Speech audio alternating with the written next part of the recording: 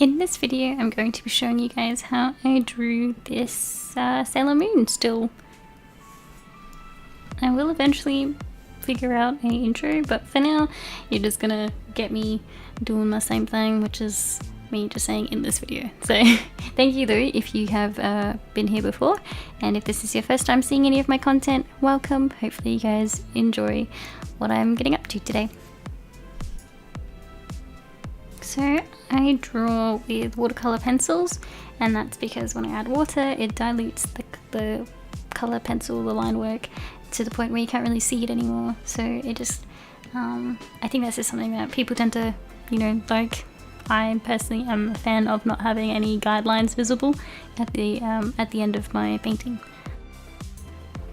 I've decided in this video to make it a bit longer just to kind of show you guys the process of the sketching out part of it, and just the process altogether, because it is actually longer than 5 minutes. I know, shock, but yeah, I just thought maybe this way, if you guys can kind of see what I do in a bit of a slower pace, you could potentially, learn a bit more than, just instant time lapses. You never know, you might notice some helpful tips that I just didn't call out myself. It is important to keep things light whilst sketching things out. I am using, like I said, watercolor pencils, so because of that I can get a little bit darker, and because there's so much going on in the page, for me personally it was kind of important to really define where things were located. So I do find myself getting a little bit darker just so it's a bit more visible, and I can actually understand all the aspects of the drawing. I'm not sure if aspect's the right word for that, but you know what I mean. Basically there's a lot going on and I'm not too sure about it. So if you define it, it gets a bit clearer, it gets a little bit less messy, easier to see what you've actually drawn. I've only recently started doing backgrounds in my paintings. This is because I don't want my pictures to be too, too busy. But I find that if you just use like a really simplistic kind of, splash of color in the background, it does add something pretty nice usually. So I start off with the backgrounds, and then I go to skin tones.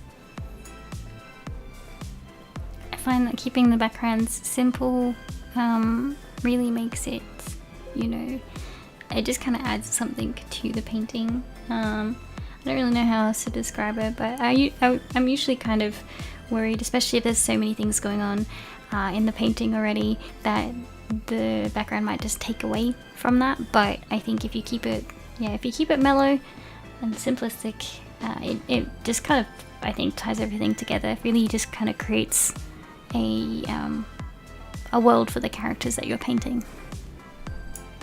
I notice when I piece these videos together, I don't really have my palette in the video, which is kind of like, I guess that makes sense. So like you can see the color palette sometimes, but you can't actually see the blends, I guess. So I have like a plastic bit where you put your water and your colors on to kind of dilute things. And I don't know if you guys have noticed whilst I've been live, but I tend to mix a lot of the colors that I've already used in the painting. I just find that creates a bit more of an organic look. It also makes revisiting particular parts of the character not as cold, I guess. So it's really hard trying to remix colors once you've gotten rid of the original color palette. So I just find that makes my life a lot easier, and it just makes everything a bit more cohesive. Also, just correct me if I'm wrong, like I feel like I'm using some of these words in the wrong way, but hopefully you guys can still kind of understand what I'm talking about. My favorite thing about watercolor is the layering aspect to it. So I always start off with just, base tones, because of the way that the paint dries is kind of uncontrolled. It looks really organic, which is super cool in my book. I really like it. And then the more you layer it, the more textures you get. So I find that if you do use watercolors, that's definitely something that watercolor paints really offer, which not many other paints do, because they blend in with colors, whilst watercolor is a bit of a standalone kind of thing. So just make sure that if you do want this kind of texture, to let it dry, because if you don't let it dry, then it might get a bit murky. trying to stay true to the Sailor Moon style. It doesn't really have that much blending, like not super, like, I don't really know how to explain it, but basically that the animation is great. It just doesn't have as many colors, I guess. It's not as like, I don't actually know what year Sailor Moon was released now, but basically like less is more in this anime. You know, you didn't really want to take away too much from the characters, so you don't want to overload the characters' color palette. I was also a bit of a fan of the storyboard kind of look. So it's just kind of a combination of the fact that the anime is a bit more old school, which means bold line work, which kind of lowers the color contrast because it's, you know, the second you add a solid, you know, black or white to anything, it tends to be the more prominent thing in the picture. So trying to stay true to the animation style itself, I did get a pen and start lining some of the features on the Sailor Scouts. I am aware that this isn't the Sailor Moon frame that everyone's been going crazy for in the internet for the past couple of years, but I really like this one, so I decided to paint it. I thought it would be kind of challenging because there's actually 4 faces on here, and I don't know, I kind of just liked the composition of it all.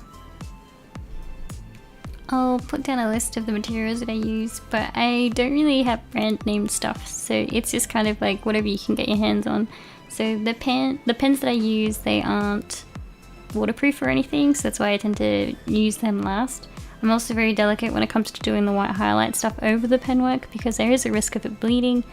I've found a pretty happy mix where the mixed mediums don't seem to be like too much at war with each other, but it's one of those things where like you gotta be a little bit careful with it, try not to overload it with ink and try not to, you know, accidentally put a lot of water on the page once you've lined it. So huge thank you to my Patreon supporters and thank you for watching. Hopefully you guys learned something and I'll be back soon. I'm keen to explore some more YouTube stuff, so hopefully I'll see you guys there.